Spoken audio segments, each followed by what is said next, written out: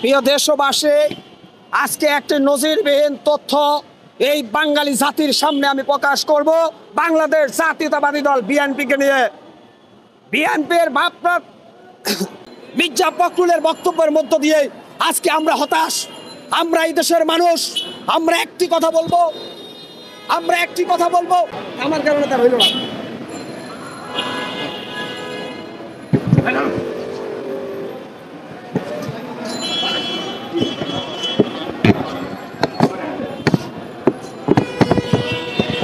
বিরুদ্ধে প্রতিবাদ করেছি, আমার ভিডিওগুলো ভাইরাল সামাজিক যোগাযোগ মাধ্যমে।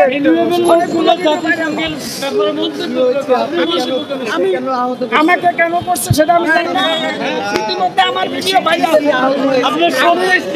আমি সত্যের পক্ষে কথা বলি, শেখ হাসিনার ফ্যাসিজম জালেমের বিরুদ্ধে কথা বলি, খুনি হাসিনার বিরুদ্ধে কথা বলে।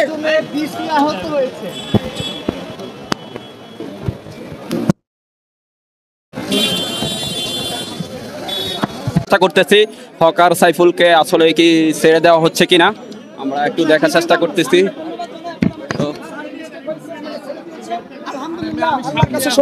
আমি নির্দোষ, আমি স্যার আমার সাথে সুন্দর আচরণ করেছে, স্যার বলেছে এটা মিস্টেক। এই স্যারদের জন্য আমার স্যালুট। এই স্যাররা দেশের সম্পদ, জাতির সম্পদ। ইনশাআল্লাহ আমরা আগামী দিনে সত্যের পক্ষে আরো লড়াই করব। এই স্যারের জন্য আমার স্যালুট। এই স্যার আমাকে বলতে আমি অপরাধী নয়। আল্লাহ তুমি কবুল করো। ঠিক আছে, ভুল কাজ আমরা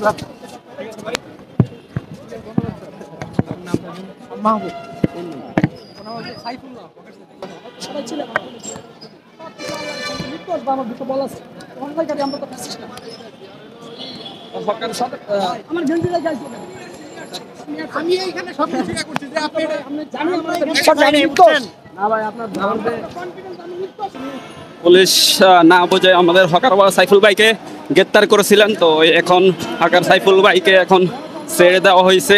সবকিছু তদন্ত করে তদন্ত প্রেক্ষিতে হকার আমাদের সাইফুল ভাইকে ছেড়ে দিয়েছে। কিছুক্ষণ আগে আমাকে গ্রেপ্তার করে নেওয়া হয়েছে এবং ওনারা আমাকে যে আমি বলেছি সারা বাংলাদেশের মানুষ আমাকে চিনে। আমি সব সময় ক্লিন ইমেজ নিয়ে বেঁচে থাকি। আমি সত্য ন্যায়ের পক্ষে কথা বলি, আমি জালেমদের বিরুদ্ধে কথা বলি, আমি স্বৈরাচারের বিরুদ্ধে কথা বলি। রাষ্ট্রীয় কোনো অপরাধে আমি জড়িত না। অতএব আমার পুলিশের যে মহোদয় ওনারা বুঝতে পেরেছেন যে একটা ভুল মেসেজের মাধ্যমে তারা আমাকে গ্রেপ্তার করেছেন। ইতিমধ্যে আপনারা সাংবাদিকদের কল্যাণে, আপনাদের ভালোবাসা এবং আল্লাহর ইচ্ছায় আমাকে ওনারা এখন আবার জামিন দিয়ে দিলেন মাত্র 1 ঘন্টার ব্যবধানে। লাখো কোটি শুকরিয়া মহান রবের দরবারে।